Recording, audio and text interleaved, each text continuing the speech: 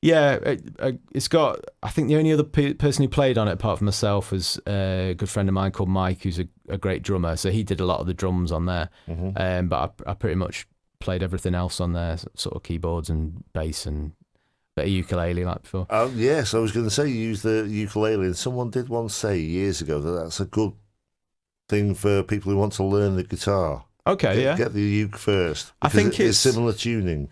Yeah, it's quite a fun instrument. I think I think sometimes when you learn the guitar, it can feel a bit daunting, and I think the ukulele has always been quite a fun instrument to learn. So it gets past that barrier, that confidence barrier. I think. Yeah, you can take it anywhere as well, which is great. It's easier to get a tune out of that than the guitar. Yeah. So at least a beginner will think, "Oh, I'm getting somewhere." Yeah, exactly. Yeah. I mean, there's.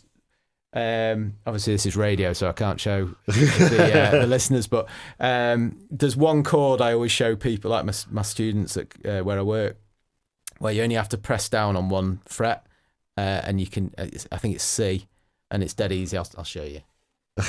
So yeah, you just have to press that one, which is the third fret fret along on the highest string.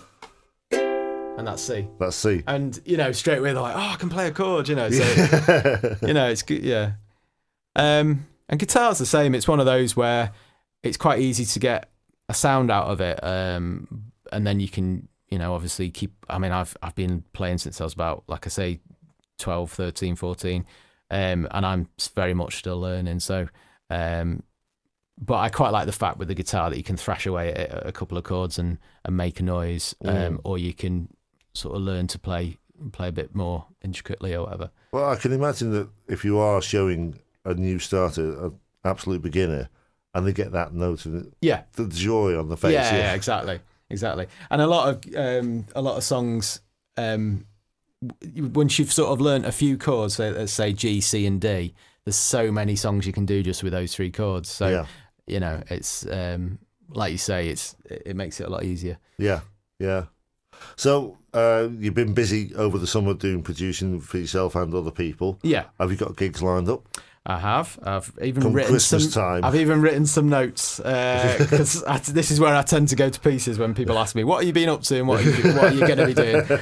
I don't know. But yeah, I suppose this is going out in a couple of weeks, isn't it? So by the time people hear this, I'll have already played the food festival, which is happening this Friday. Right. So I hope if you came down to that, you enjoyed it. And apart from that, just a couple of radio things. I'm actually getting married in December, so I'm gonna kind of cut back on gigs from November, December sort of time. That might be a wise move. Yeah, I think so. And then start afresh in January, hopefully. So but yeah, I'm talking about Christmas time. Have you ever done a Christmas tune or anything like that? Trying to think. I don't think I have. I work at a college for adults with special needs, and we do like a fundraising.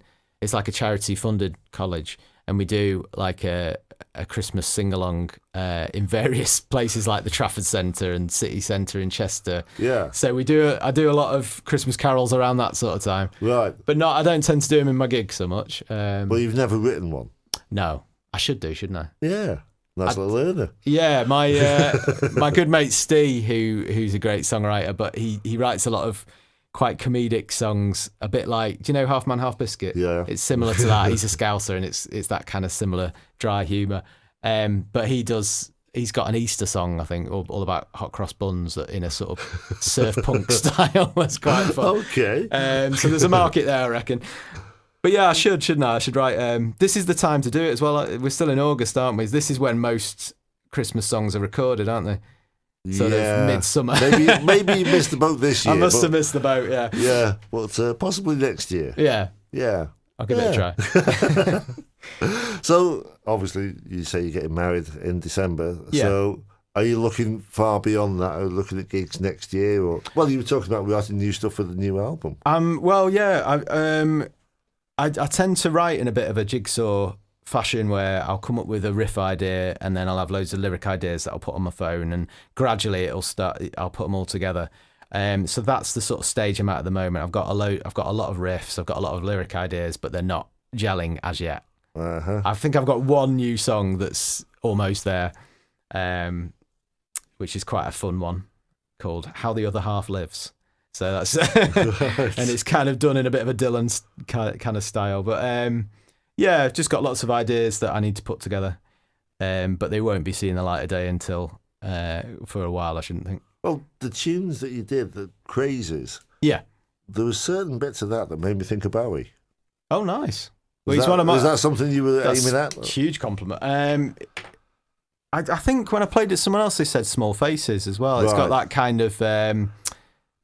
Yeah, it's maybe early Bowie, you know, when he was doing the whole Anthony, what's his name? Well, it's that you used kind the of word cookies or cookies. Oh, yeah. Is that what made, yeah. So he did Kooks, didn't he? The Kooks off Hunky Dory, yeah. I'm a huge Bowie fan, so it's been sad losing him this year, hasn't it? But we've lost a lot of good people this year. Gene Wilder. Yeah, I saw that this week. Bowie. Prince. I mean, I don't know what you're up and yeah. Just so prolific. But yeah, I mean, the first 3 months, it was like, who's next? Yeah. I was like, for God's sake, someone look after Paul Simon quick, because he's like my other favourite. Yeah. Paul Simon and Bowie are my two favourite kind of. I've been whistling a Paul Simon tune all day at work for some reason, but never mind. Which one it was? I can't remember, because I was thinking of Lionel Richie, and there's a bit of a riff from a Lionel Richie song that's very similar to a Paul Simon song. Oh, right, yeah.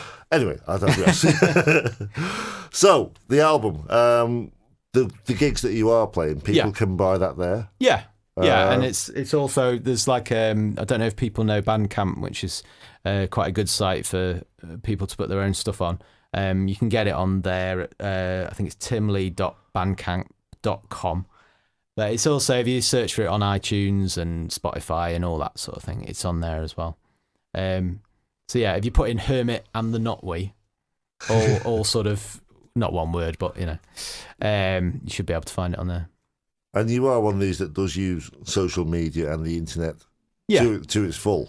Try to, yeah. It's a tricky game, isn't it? Because there's so many people out there kind of shouting about their stuff, and I'm not a naturally kind of confident person, so to sort of be screaming at people, buy my records, buy my, you know, it feels a bit weird. But back in the day when I was really into when I was like younger, it was all the cool bands that were like, oh, I don't care if you buy my stuff or not. Whereas now it's like, please buy my stuff.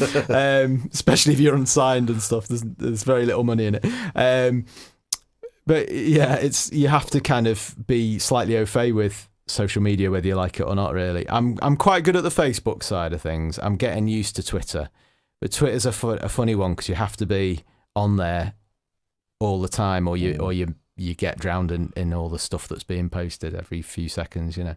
I mean, it is a double-edged sword, isn't it? Yeah. It's a way for unsigned people to get out there and get noticed. Yeah. But then, like I said, there's so many people out there that you can get lost. Get drowned in it, yeah. Definitely.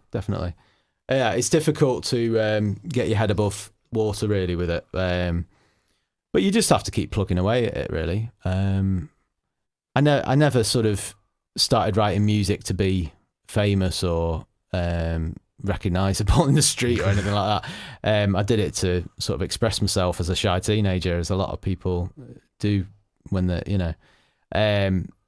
But I've kind of got to the stage now where I think there's so many songs that have helped me get through things in life, and I'd like to be able to do the same for other people. So if I can get my songs out there to people and it makes a difference, you know, people can relate to it, then I'm happy. Well, I mean, I've not had a chance to listen to the CD, obviously, because you gave it me literally minutes ago. But are there messages in the songs? I'd hope so, yeah. There's a few songs on there that describe quite difficult times or whatever. So I'm hoping people will listen to it, and I hope, it sounds a bit cliche, but I hope people can listen to it and not feel alone, sort of thing. So that's what the whole sort of Hermit and the Notwe thing, it was coming from a place of feeling quite on my own in the way I thought and stuff. And hopefully other people who feel like that will hear it and feel they're not alone, if that makes sense. Well, come December, you won't be. Exactly. Someone's crazy enough to take me on. Well, if people want to find out about where you're playing, you've got your Facebook. Yeah. And if you want to buy the CD, Bandcamp, And you're going to be out and about as well. So hopefully we'll see you again sometime in not too distant future. Thank you very much. It's been an absolute pleasure. Likewise. Thank you. Cheers, Kev.